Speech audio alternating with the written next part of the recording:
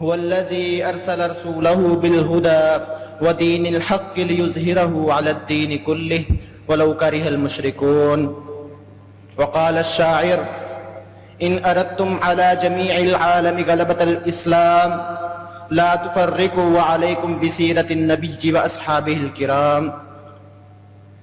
میرے معزز اساتذہ کرام اور دین کے ستاروں، جیسا کہ ہم جانتے ہیں کہ نبی کریم صلی اللہ علیہ وسلم کی بعثت سے پہلے خلیل الرحمن کے دین کو مسخ کر دیا گیا تھا، اور اسی طرح موسیٰ کلیم اللہ کی ملت کو جھوٹ اور بہتان میں بدل دیا گیا تھا، اور مسیح کا دین شیطان کی ضلالت کی وجہ سے اجنبی ہو گیا تھا. انسان انسانی لباس میں وحشی جانور بن چکے تھے.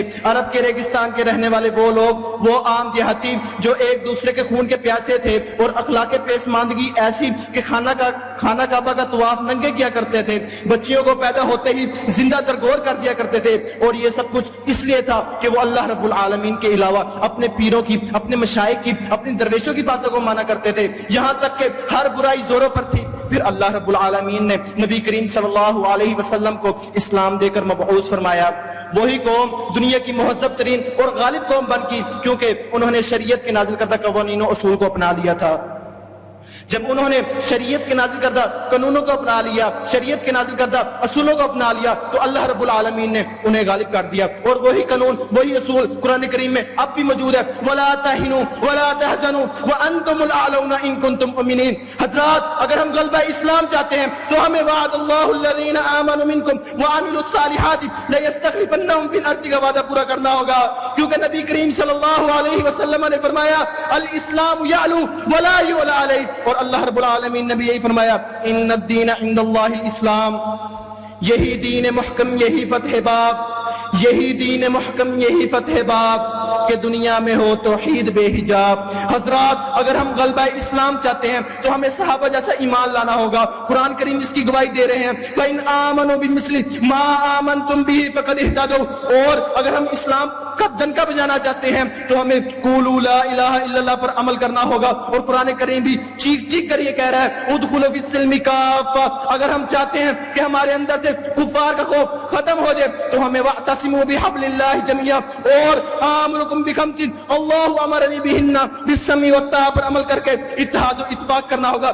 حضرات، اگر ہم غلبہ اسلام چاہتے ہیں، اگر ہم اسلام کی عظمت چاہتے ہیں، اگر ہم اسلام کی ترقی چاہتے ہیں، تو ہمیں یا ایھا الذین آمنوا لا تتخذوا اليہود والنصارى اولیاء بعضهم اولیاء بعض کے مطابق یہود و نصارہ کا بائیکاٹ کرنا ہوگا. حضرات، غلبہ اسلام ممکن ہے اگر ہم ما ظہر الغلول فی قوم الا القى الله في قلوبهم الرعب ولا فشى الزنا في قوم الا كثر فيهم الموت ولا نقص قوم المكيال الميزان الا قطع عنهم الرزق ولا فشى الزنا في قوم الا فشى فيه الدم. جیسے گناہوں سے بچیں گے.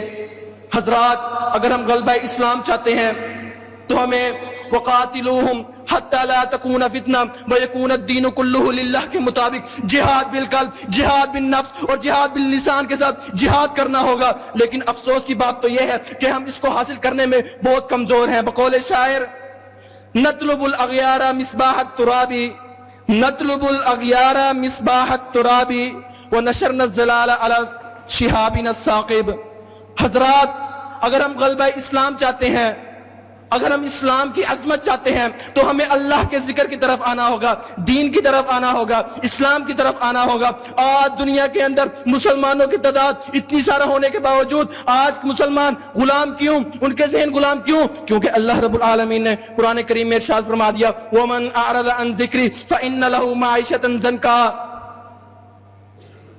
حضرات، جب تک ہم دین کی طرف نہیں آئیں گے، اسلام کی طرف نہیں آئیں گے، شریعت کے نازل کردہ قوانین و اصول کو نہیں اپنائیں گے تو غلبہ اسلام ممکن نہیں ہے. تیرے اعمال سے ہے تیرا پریشان ہونا، تیرے اعمال سے ہے تیرا پریشان ہونا، ورنہ مشکل نہیں مشکل کا آسان ہونا. پورے عالم پہ حکومت ہو تیری اے مسلم، پورے عالم پہ حکومت ہو تیری اے مسلم، اگر تو سمجھ جائے اپنا مسلمان ہونا. وآخر الدعوانا الحمدللہ رب العالمین.